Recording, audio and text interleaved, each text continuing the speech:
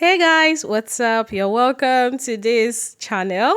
Okay, so today I am going to show you how to make this design. Okay, and first of all, you will start with a full bodice and then you add your design ease. Yes, design ease simply means you don't want it fitted, you want it free, so you add it. Okay, so here I am working with just shoulder darts. Yes, I don't have a waist dart. No, I didn't have to do waist dart, just the shoulder dart. Okay, so at this point here I am drawing my neckline. Yes, and the neckline is more like a mono strap, yeah, to the armhole. Okay, so this is me drawing it. Okay, but I am not going to cut it immediately because if I do, it will gape.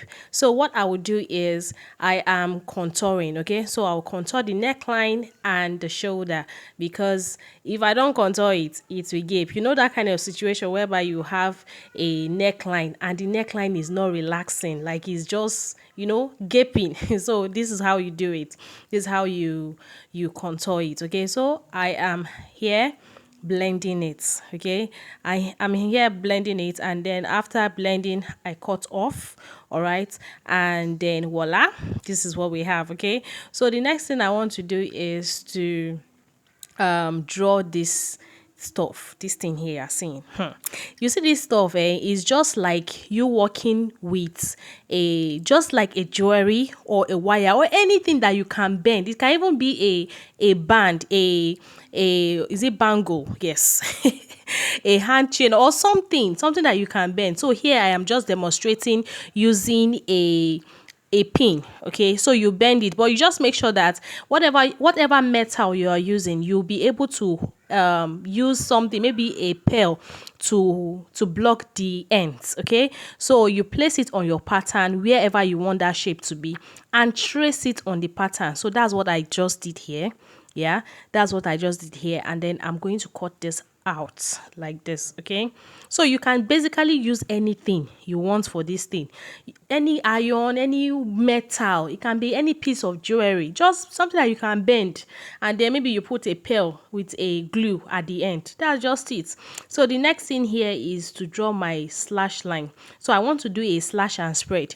So what I'm doing is just drawing my slash line this way. Okay, because yeah, because the fabric, for it to have the ruched at that point on that jewelry or the metal, you need to slash. Okay, so here I am slashing and then closing my dart. Okay, because one of the slash must touch, or the slash line must touch the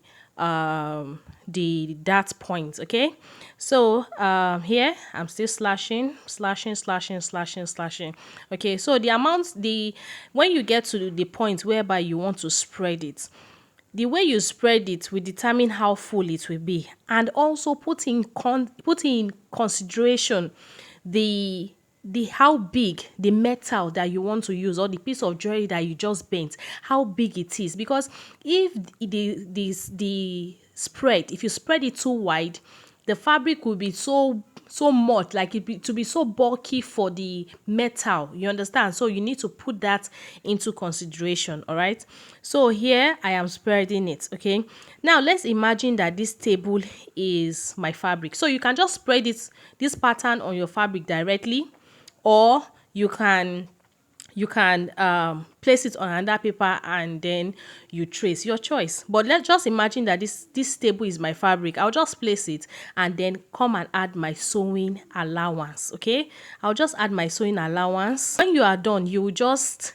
gather it and put it inside the metal. Okay, you pass the metal into it. Okay, so you have been watching this till this time, that is a sign that you should subscribe if you have not subscribed. Thank you so much. Don't forget to share and leave a comment if you have a question.